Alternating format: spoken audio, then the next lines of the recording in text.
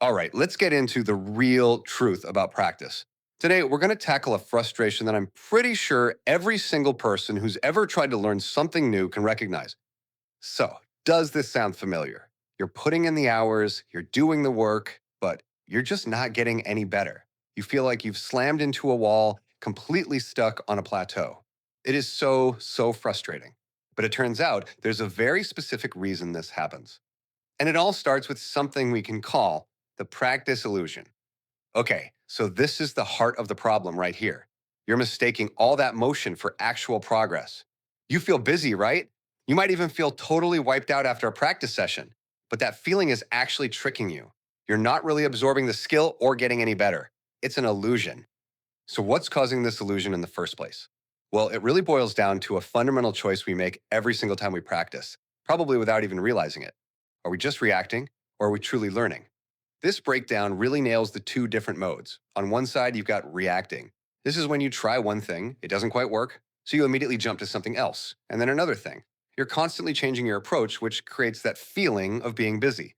But then, on the other side, you have learning. And this is all about committing to a single focus to make real, actual progress.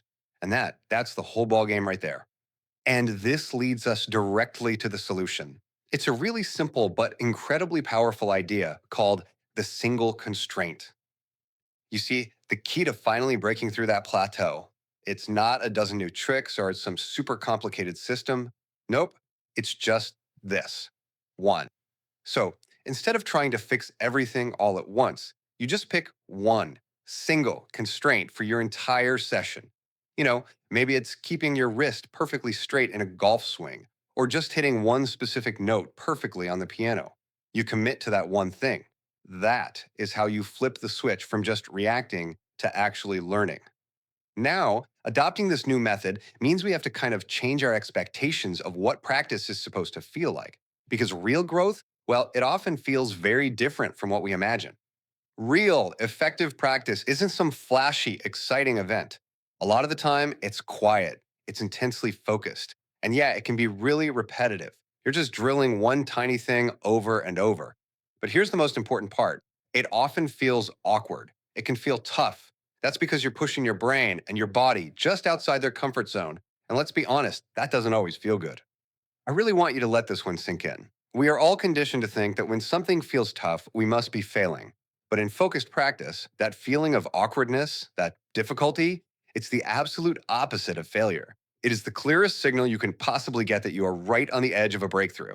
That feeling is growth happening in real time. So from now on, instead of running away from that discomfort, I want you to start chasing it. The moment you feel that slight struggle, lean into it.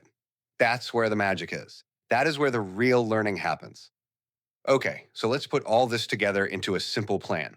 It is time to find your next wonderfully boring thing to practice. Your new method for making real improvement basically boils down to just these two steps. First, you make a conscious decision to stop reacting, to stop jumping from one fix to another.